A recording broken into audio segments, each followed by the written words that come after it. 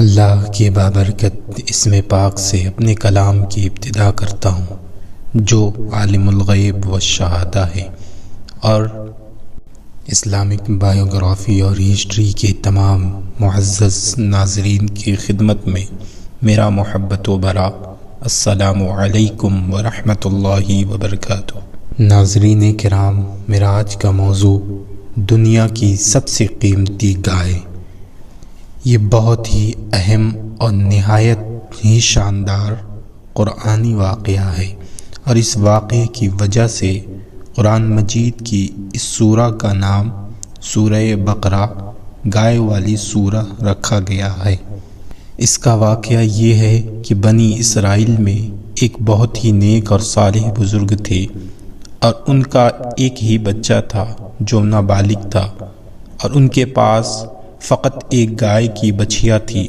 ان بزرگ نے اپنی وفات کے قریب اس بچھیا کو جنگل میں لے جا کر ایک جھاڑی کے پاس یہ کہہ کر چھوڑ دیا کہ یا اللہ، میں اس بچھیا کو اس وقت تک تیری امانت میں دیتا ہوں کہ میرا بچہ بالغ ہو جائے۔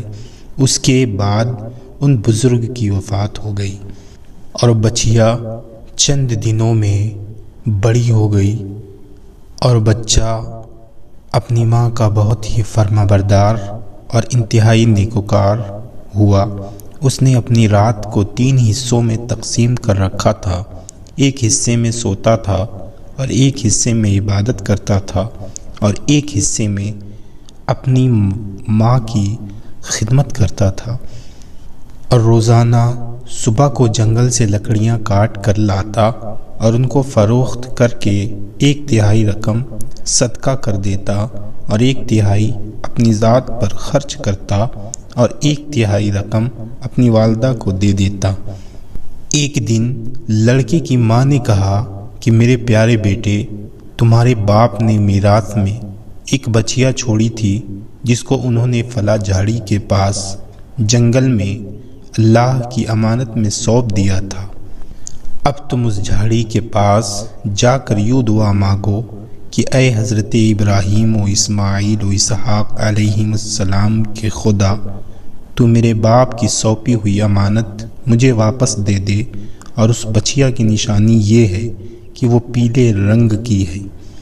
اور اس کی کھال اس طرح چمک رہی ہوگی گویا سورج کی کرنیں اس میں سے نکل رہی ہیں۔ یہ سن کر لڑکا جنگل میں اس جھاڑی کے پاس گیا اور دعا مانگی، تو فوراً ہی وہ گائے دوڑتی ہوئی آ کر اس کے پاس کھڑی ہو گئی، اور یہ اس کو پکڑ کر گھر لایا۔ تو اس کی ماں نے کہا، بیٹا، تم اس گائے کو لے جا کر بازار میں 3 دینار میں فروخت کر ڈالو، لیکن کسی گاہک کو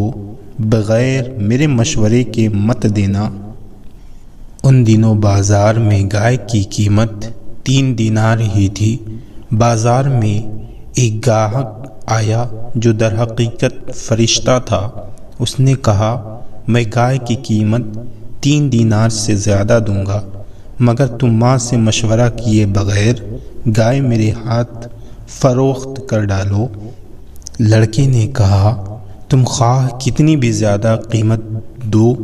مگر میں اپنی ماں سے مشورہ کیے بغیر ہرگز اس گائے کو نہیں بیچوں گا۔ لڑکے نے ماں سے سارا ماجرا بیان کیا، تو ماں نے کہا، یہ گاہک شاید کوئی فرشتہ ہو، تو اے بیٹا، تم اس سے مشورہ کرو کہ ہم اس گائے کو ابھی فروخت کریں یا نہ کریں۔ چنانچہ اس لڑکے نے بازار میں جب اس گاہک سے مشورہ کیا تو اس نے کہا کہ ابھی تم اس گائے کو نہ فروخت کرو، آئندہ اس گائے کو حضرت موسیٰ علیہ السلام کے لوگ خریدیں گے تو تم اس گائے کے چمڑے میں سونا بھر کر اس کی قیمت طلب کرنا، تو وہ لوگ اتنی ہی قیمت دے کر خریدیں گے۔ چنانچہ چند ہی دنوں کے بعد بنی اسرائیل کے ایک بہت مالدار آدمی کو، جس کا نام عامیل تھا، اس کے چچا کے دونوں لڑکوں نے قتل کر دیا، اور اس کی لاش کو ایک ویرانے میں ڈال دیا۔ صبح کو قاتل کی تلاش شروع ہوئی، مگر جب کوئی سراغ نہ ملا تو کچھ لوگ حضرت موسیٰ علیہ السلام کی خدمت میں حاضر ہوئے اور قاتل کا پتہ پوچھا تو آپ نے فرمایا کہ تم لوگ ایک گائے ذبح کرو اور اس کی زبان یا دم کی ہڈی سے لاش کو مارو تو وہ زندہ ہو کر خود ہی اپنے قاتل کا نام بتا دے گا۔ یہ سن کر بنی اسرائیل نے گائے کے رنگ، اس کی عمر وغیرہ کے بارے میں بحث و قریت شروع کر دی، اور بالآخر جب وہ اچھی طرح سمجھ گئے کہ فلاں قسم کی گائے چاہیے تو ایسی گائے کی تلاش شروع کر دی، یہاں تک کہ جب یہ لوگ اس لڑکے کی گائے کے پاس پہنچے تو ہو بہو یہ ایسی ہی گائے تھی جس کی ان لوگوں کو ضرورت تھی۔ چنانچہ ان لوگوں نے گائے کو اس کے چمڑے میں بھر کر سونا اس کی قیمت دے کر خریدا اور ذبح کر کے اس کی زبان یا دم کی ہڈی سے مقتول کی لاش کو مارا تو وہ زندہ ہو کر بول اٹھا کہ میرے قاتل میرے چچا کے دونوں لڑکے ہیں جنہوں نے میرے مال کے لالچ میں مجھ کو قتل کر دیا ہے۔ یہ بتا کر پھر وہ مر گیا۔ چنانچہ ان دونوں قاتلوں کو قصاص میں قتل کر دیا گیا، اور مرد صالح کا لڑکا جو اپنی ماں کا فرما بردار تھا کثیر دولت سے مالا مال ہو گیا۔ معزز ناظرین کرام، اس واقعے سے بہت سی عبرت